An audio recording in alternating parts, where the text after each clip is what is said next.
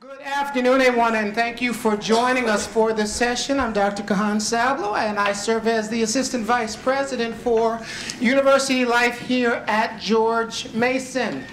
I am extremely happy to be moderating this particular panel because I always wanted to hold a cordless microphone and act like Oprah Winfrey. Go ahead, caller, you're on the air. Now, anyway,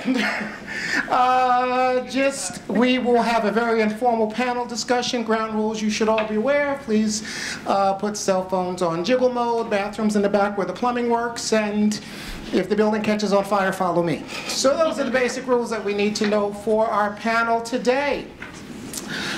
We have a panel discussion with Vice Presidents for Student Affairs from George Mason University, Old Dominion University, and Virginia Commonwealth University. Today's panel will focus on the future of student affairs based on local, regional, and national trends. We will also talk about challenges and opportunities. We'll consider future issues and practices facing higher education and, in particular, our wonderful profession of student affairs. And we'll talk about how we can begin to approach what lies ahead for our students and this important work that we do. Allow me the opportunity to introduce our esteemed panel of guests. And we'll talk for about 30 minutes, and then we'll have about 15 minutes worth of Q&A. So first, we are happy to have with us Dr. Curtis Irwin. Chuck Clunk, who's the Vice President at Virginia Commonwealth, had a family emergency. You got stuck with me instead. We are excited about having him here. Curtis joined Virginia Commonwealth University in the spring of 2012. He now serves as the Associate Vice Provost for Student Affairs. His background includes working with strategic planning, facility master planning, wellness and living learning initiatives.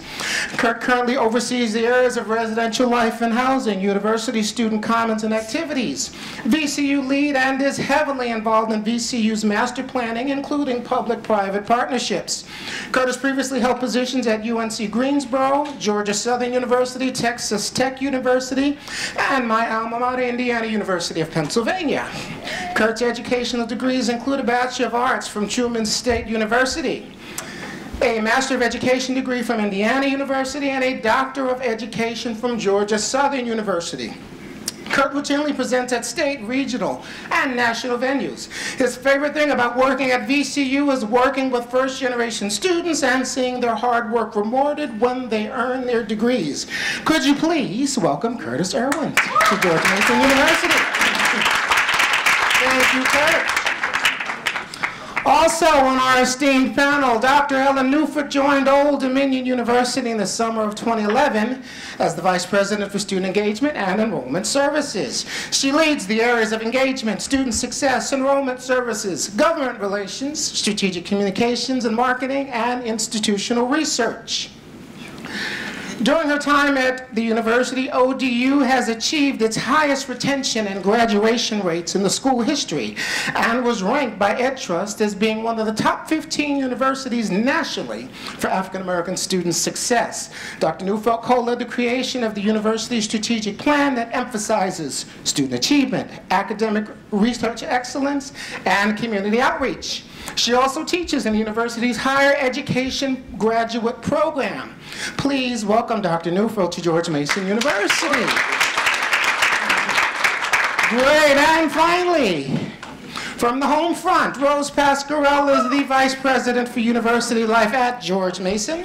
She has also served as the Associate Vice President for University Life, Associate Dean for Campus Life, and Associate Director of the Women's Studies Research Center and Resource Center at Mason.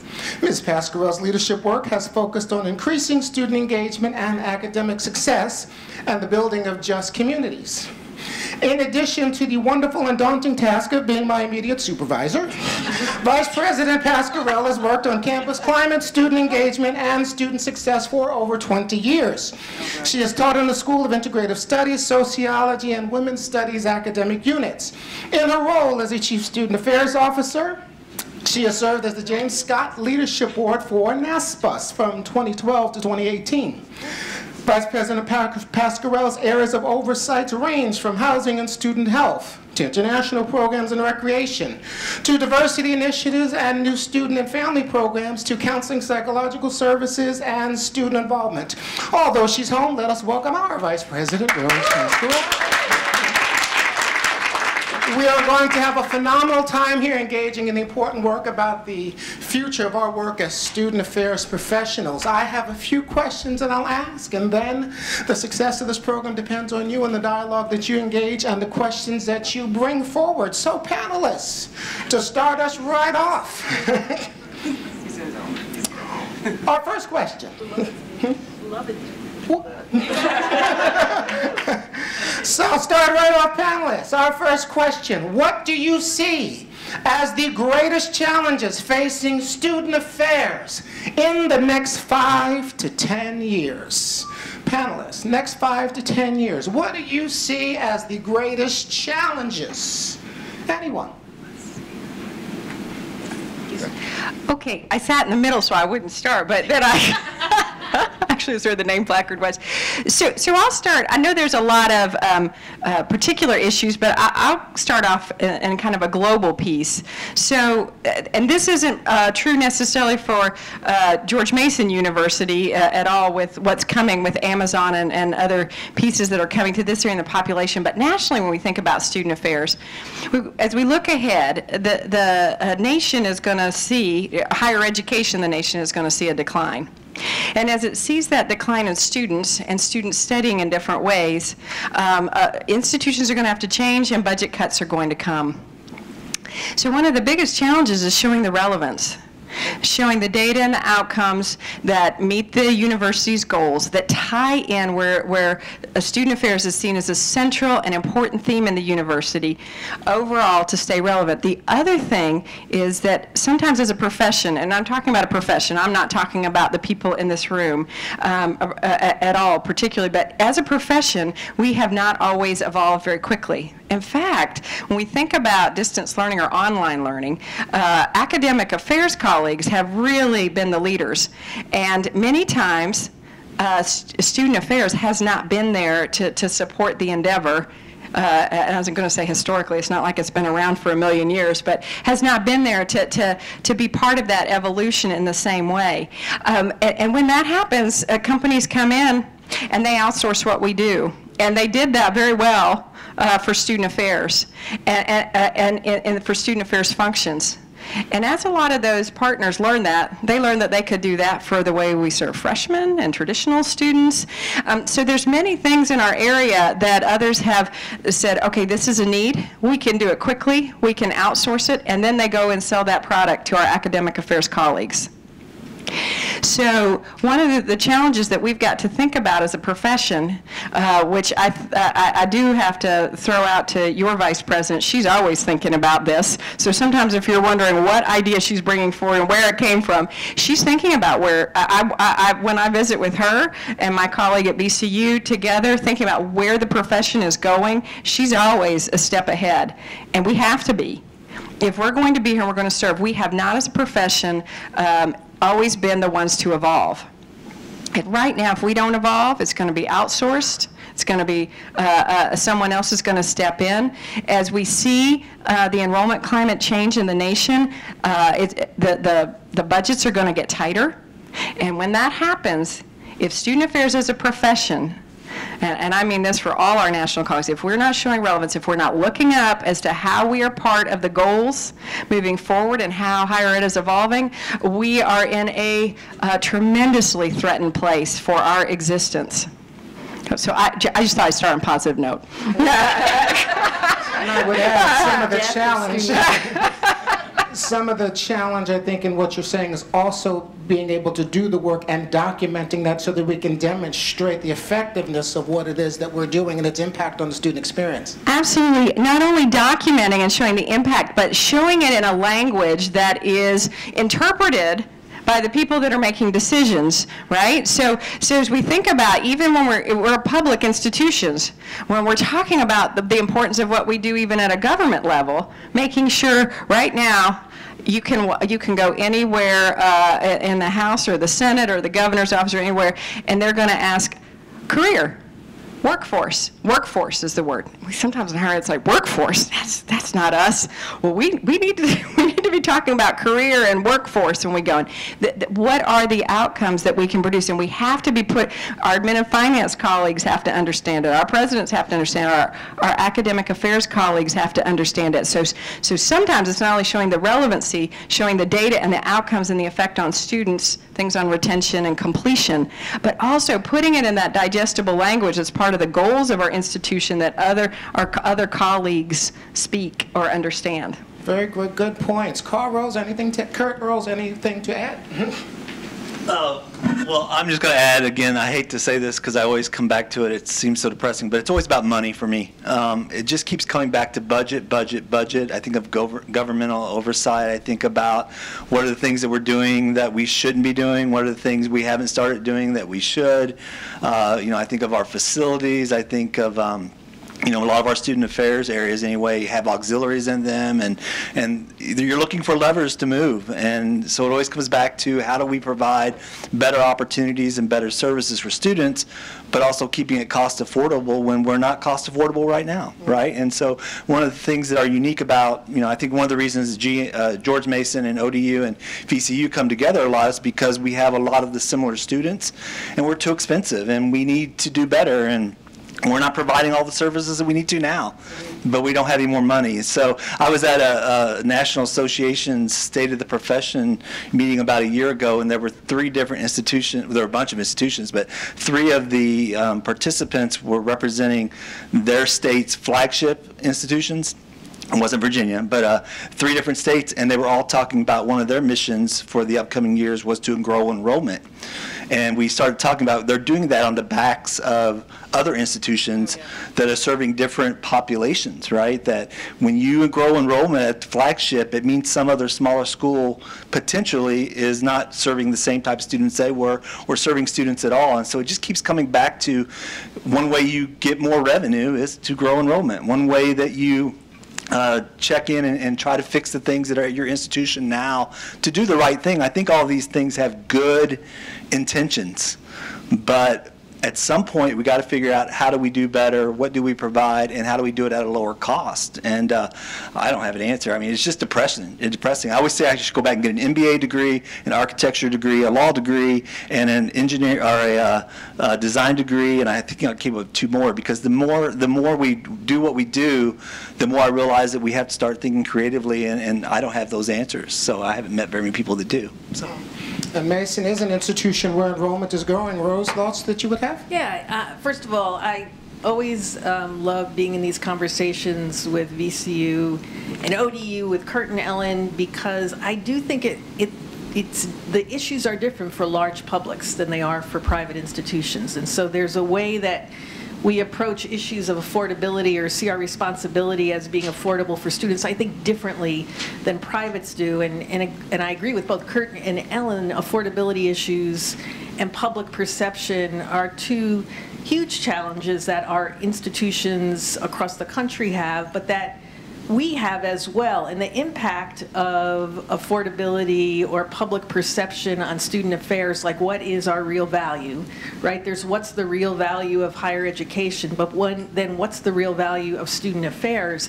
To Ellen's point, our ability to be more savvy in the ways we talk about student success, in the ways we talk about contributing to completion will become more and more important, because one of the other big challenges is that we know, particularly for publics, the student demographics and the shifting change of who's coming back to the university actually requires student affairs professionals to be more, we will become more central and more in the mix, and our ability to be clear about the ways that we're helping students succeed will become increasingly important. The other thing I would add is, and this is student affairs, institutions in general, we don't have good completion records overall, right? And some of that has to do with the inefficiencies of our institutions holistically, and some of that has to do with students who come in and for reasons that have nothing to do with the institutions they're at leave.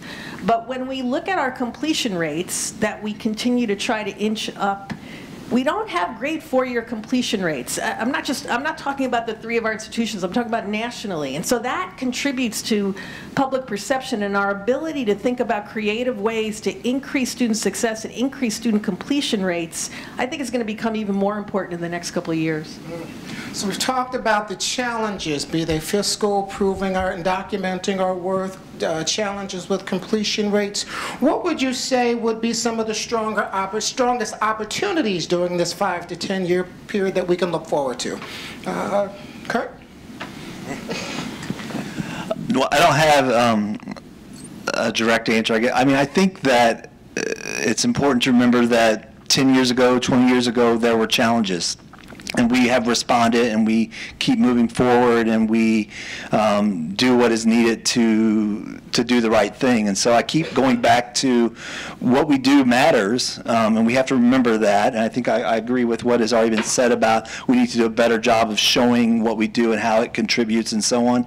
I think the opportunities are, I keep going back to hiring the right people, making sure that our programs are giving us people who are thinking in the right way and doing things for the right reason, finding and making sure that our departments and our divisions are collaborating so that we can cut costs and methods and making sure that we're using all of our expertise. I think the opportunities are widespread. It's just continuously looking and asking ourselves, what are we doing that we shouldn't be doing? What is it that we're not doing that we can? And I like going to institutions. Almost everywhere I've worked, I've been at a place where a president has said something along the lines of, I don't want to do 100 things well. I want to pick the 5 or 10 things and do them excellent, right? Kind of like the good to great model from Brown and so on. And I think it's important for student affairs units to say, okay, what is it that we're truly, what do we do that truly makes the difference that we're wanting, and how do we become excellent in that? And let's let some of those other things fall by the side. I think that is a tremendous opportunity. Awesome. So an opportunity to take a look at what we're doing and make that even better. Rose, any thoughts? Yeah, some of you may be familiar with Kevin Kruger, who's the director of the National Association of Student Personnel Administrators.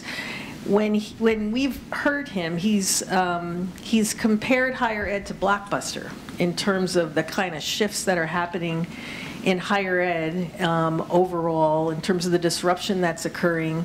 When I think about the opportunities for student affairs, I think 5 years from now, there's going to be a whole lot more 3-year degrees. There's going to be different ways that students are able to, achieve the certifications that they need. They're going to be able to stack their learning differently. Our institutions are going to look different, and then our ability to be able to respond to students who are learning in different ways and be able to assist them from a student affairs perspective, I think is a really great opportunity. I think it allows us the opportunity to be incredibly creative in our approach to student learning and student success. I think as we think about, and to pick up on what Rose said about who's coming into higher education, the opportunities are boundless. And even speaking directly about metropolitan institutions, since that's who's attending here today. So at ODU, we started a Center for Social Mobility.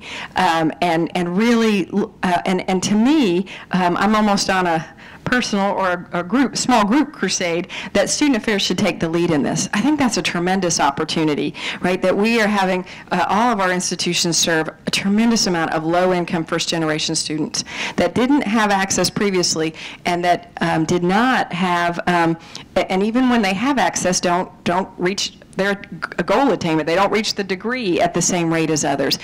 We have, as was stated earlier, we have the ability to have a strong effect there. And if we turn our lens around the student success conversation and the student life cycle, and look where we have an effect on the entire student life cycle, and thinking about before students even come into our doors as a student, sometimes we think that success starts that first day they're in class. And my colleague here, I went to a session earlier, was talking about what happens before they start class, right? And student orientation or student transition. So all of those things, we have an opportunity through the entire student life cycle to really affect the outcomes, and the opportunities are boundless. And a special passion of mine is where can we really take the lead in the emerging topic of social mobility? I think one of the great opportunities for student affairs is to, to stop, as a profession, to stop thinking about ourselves as the victim or the second tier, right? We are here to support the academic enterprise, and I am not going to think that I can offer what the physics professor has. So I am here to support the physics professor and in social mobility and completion. We can take the lead in some of these areas where what we do and how we serve, we've always been the experts in. And they are right now really bringing about some national attention. And we can get ahead of it. We can own some of these topics. I don't mean that we don't do it with colleagues, but we can own it. And when we do that, that puts the relevance of student affairs right in the forefront. And it's such meaningful work.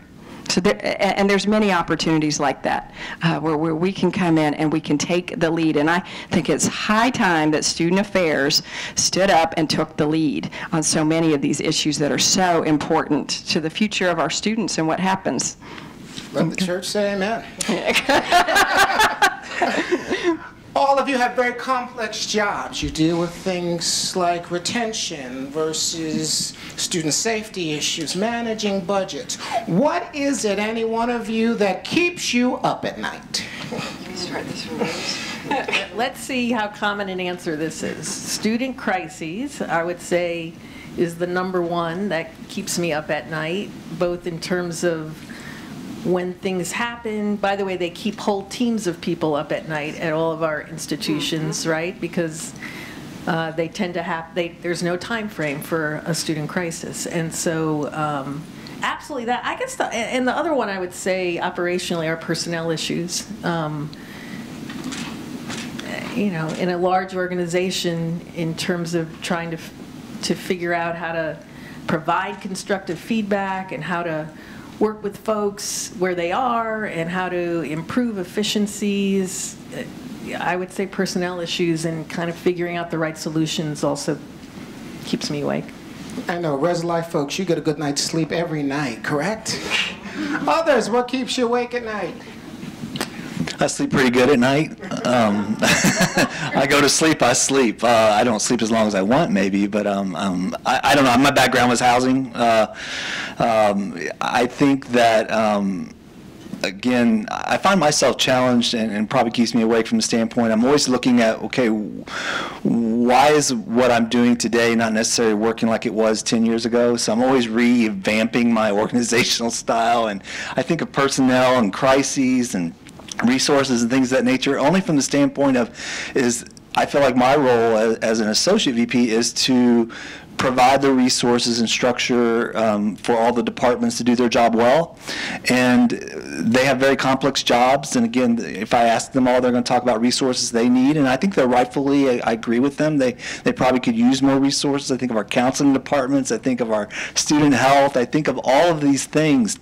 And so it doesn't keep me awake. I work hard, and so I can sleep well. And I won't lie, though, that I also find a lot of, I guess the other thing I would add, that's part of the reason I do what I do, though. I like this job. I like this field. I think that the people we work with are incredible people, and I think our role is important. So I don't.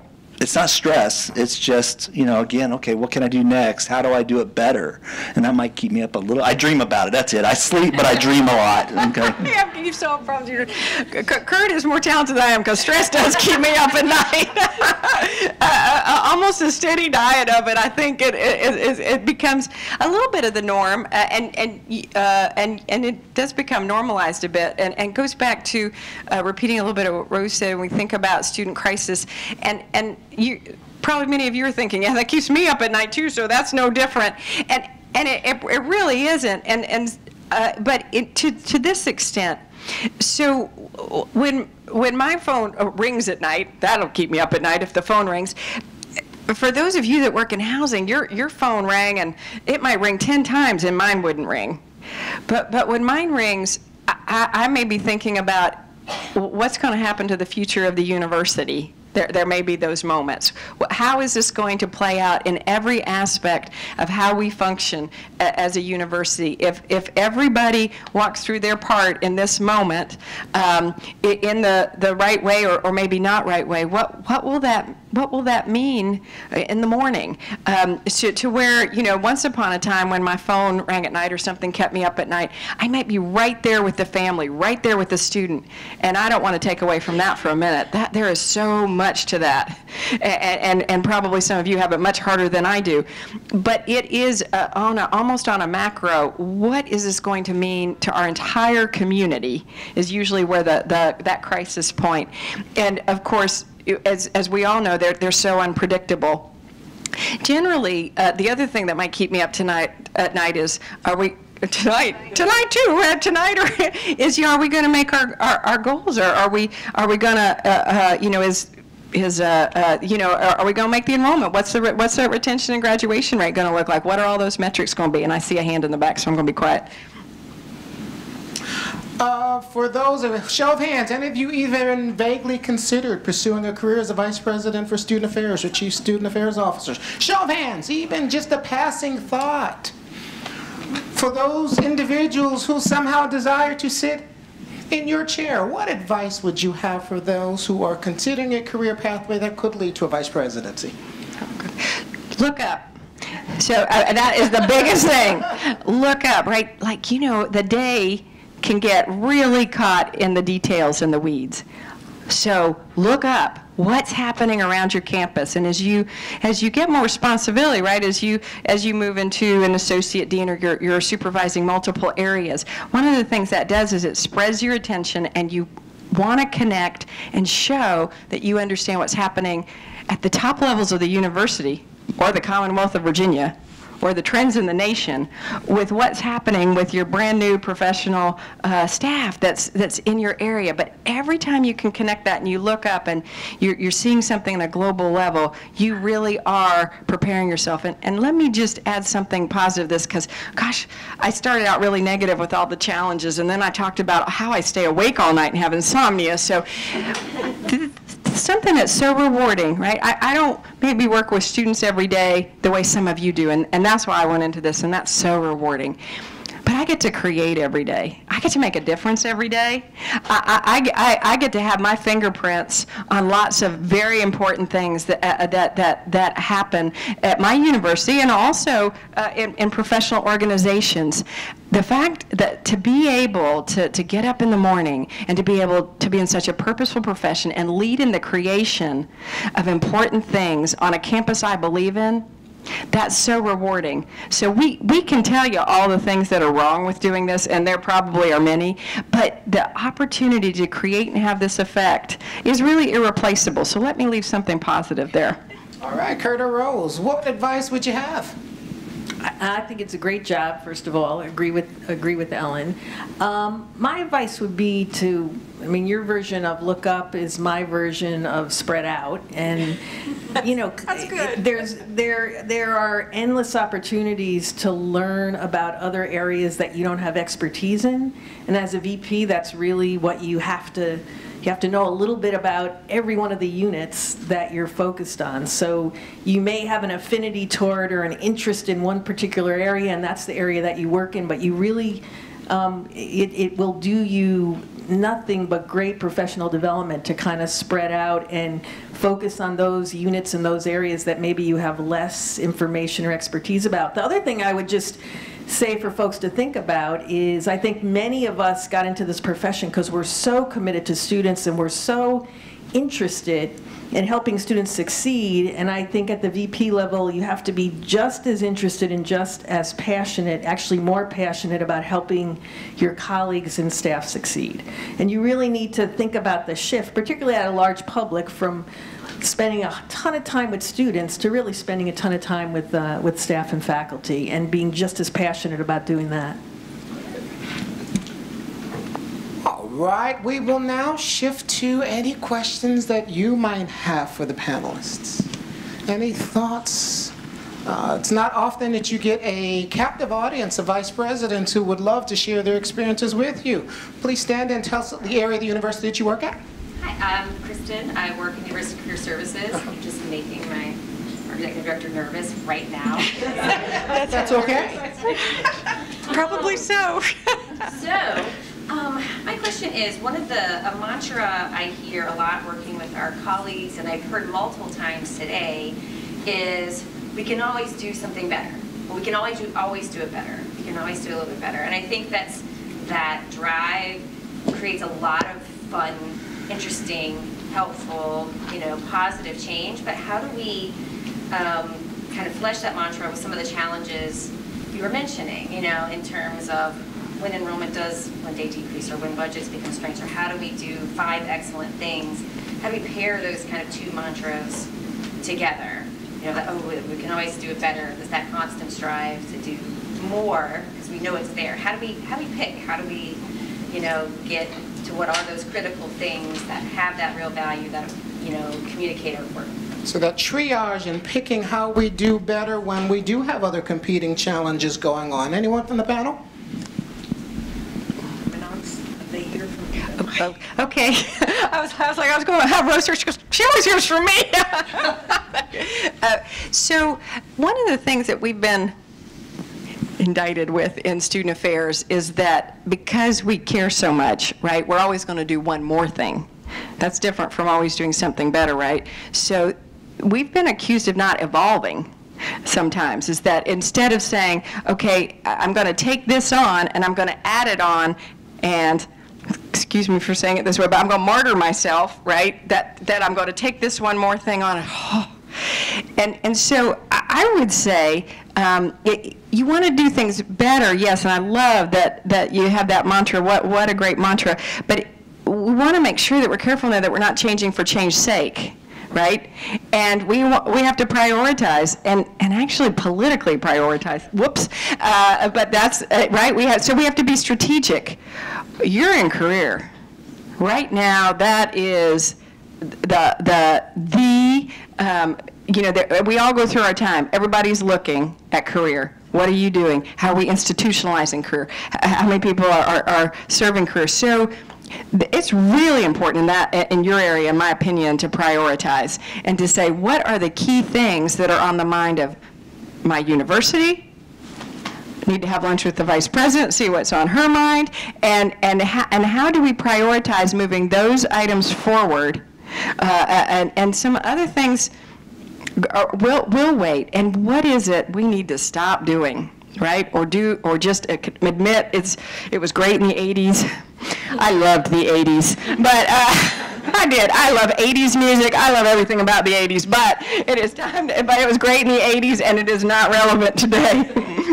Ellen ended exactly where I would have picked up, because I think you're talking about, the interest in continuous improvement, which is what organizations have an interest in, and we have that because our students keep changing. So we have to keep thinking about how can we serve our students differently and better. But I think the hardest thing for us, and I'll speak for us at Mason, the hardest thing for us to do is to let go of some things so that we can try new things, and instead we feel incredibly burdened because we don't want to take that step and kind of be courageous enough to stop doing something. It doesn't even have to be stopping doing something that doesn't work well.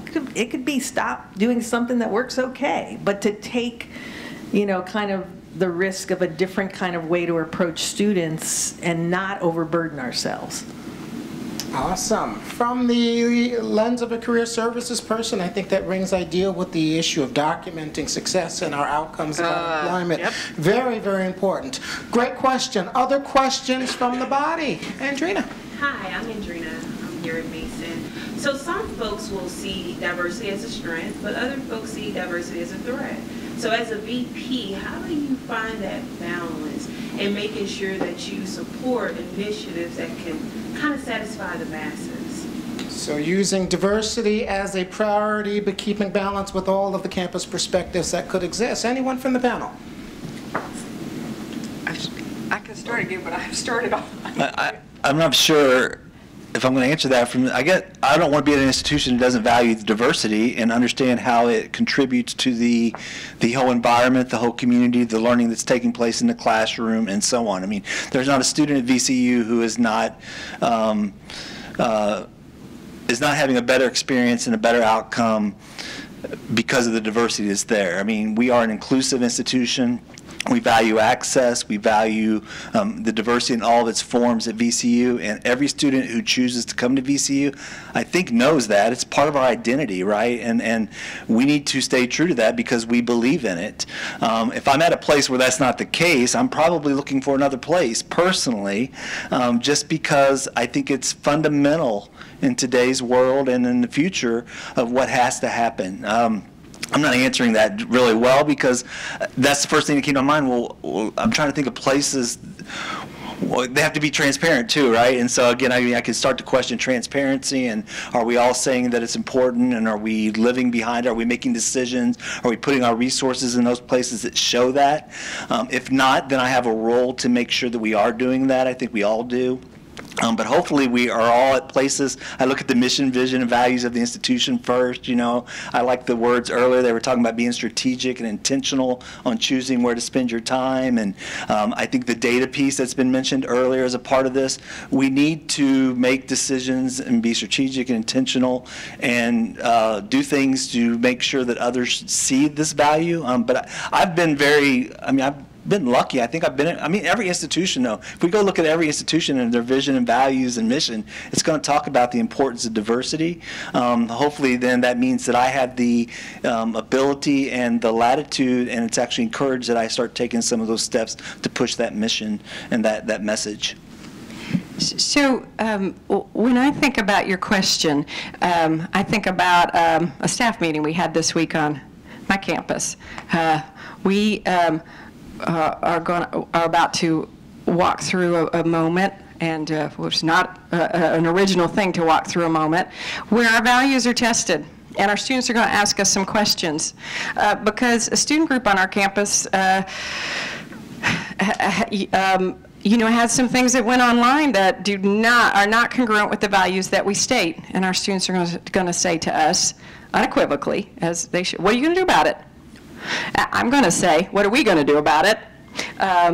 But one of the things, to me, to your question, and I think it is, are things easier when we're all homogeneous and we all like the same food? We can pick a restaurant easier, and I'm way understanding that. Sometimes they are, but there is no question that there really isn't a balance to it, in my mind.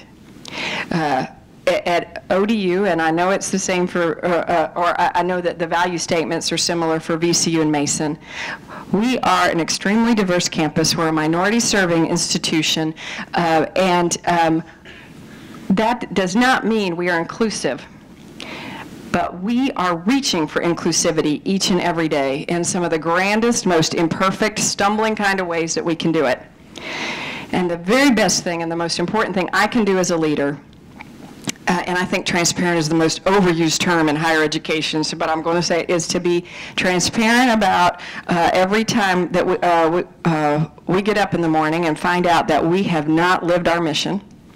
And I'm going to own that we're going to find that time and time again. And it's not about finding out that we sometimes have not lived our mission in our mind. It's that, what are we going to do about it the next day? Okay, this has happened. It is, and sometimes I have to have my own little self-therapy about how angry I am in my own mind that this has happened, or find a safe place to express that, and then go in and be determined, working together with our students, our faculty, and our staff to move forward. And it is one of the hardest things, and if we don't own that, we're really not owning much. It's one of the hardest things to do right now, right? There is so much at play. The other thing that I have to balance is making sure as a leader that I am transparent, and at the same time, I work at a public institution. And we have the First Amendment, and so people say things I don't like, and that is an understatement.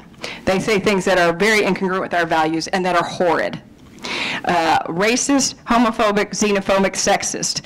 People under the First Amendment, have the right to say those things. And I many days wish they didn't, but it doesn't matter what I wish.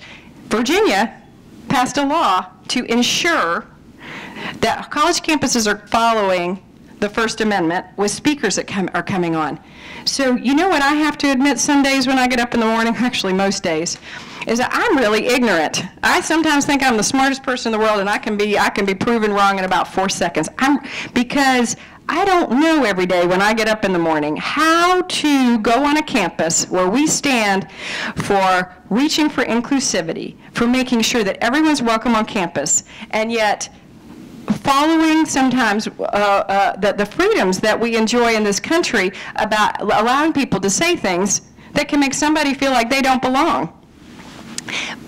But the magic, that's again or magic may not be the right word, doesn't feel magical. The most important thing we can do is stand up and on our campuses, stand up for the fact that we are going to be diverse. We are going to own that we're imperfect. Our students are imperfect. I am sure right now on all of our campuses we have racist, sexist, and homophobic students and people in our community, and that we're going to stand against it and move forward. And that doesn't always mean something we can do that's punitive, but it always means that we can double down, learn, and move forward. So I don't even know if that answers your question, but it's just there is no balance.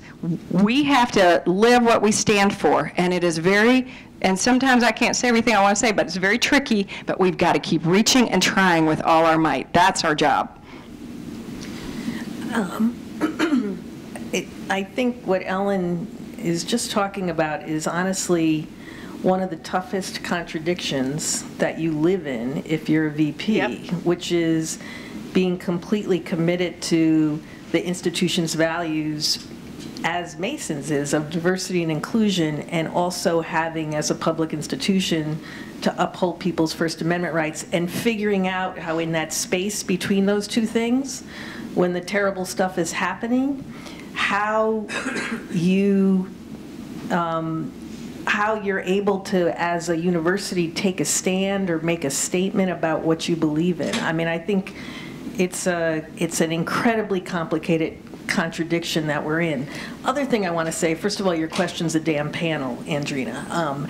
But it's provocative the way you start it with diversity as a strength versus, diversity as a threat. And I don't think there's any VP who would ever say diversity as threat, which doesn't mean that people aren't threatened every day by the increasing diversity that happens on our campuses. And then our ability to kind of figure through that takes more than goodwill, right? So we all know you can be diverse, it doesn't mean you're inclusive. So how we choose to be inclusive as an institution or as a university life or as a student life, we have to be really intentional about how we go about doing that. We can't just assume it happens because there are people of difference all over the campus.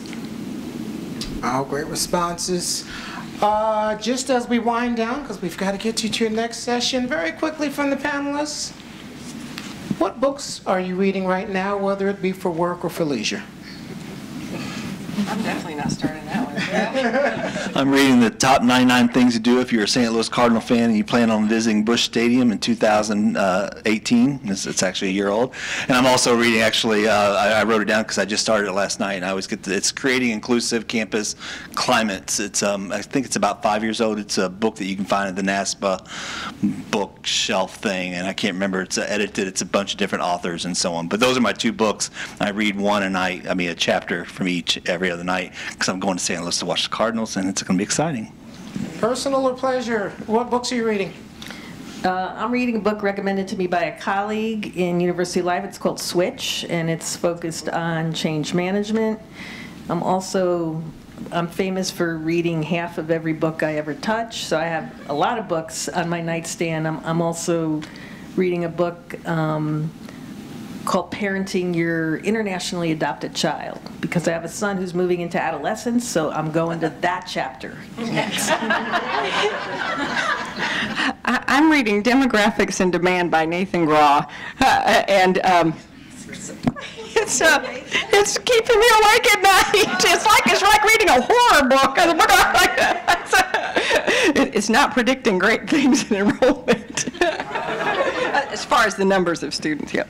Well, we value the insight that you have provided to our audience today. Could you please join me in showing appreciation for our panelists? At this time, we would ask that you would head back.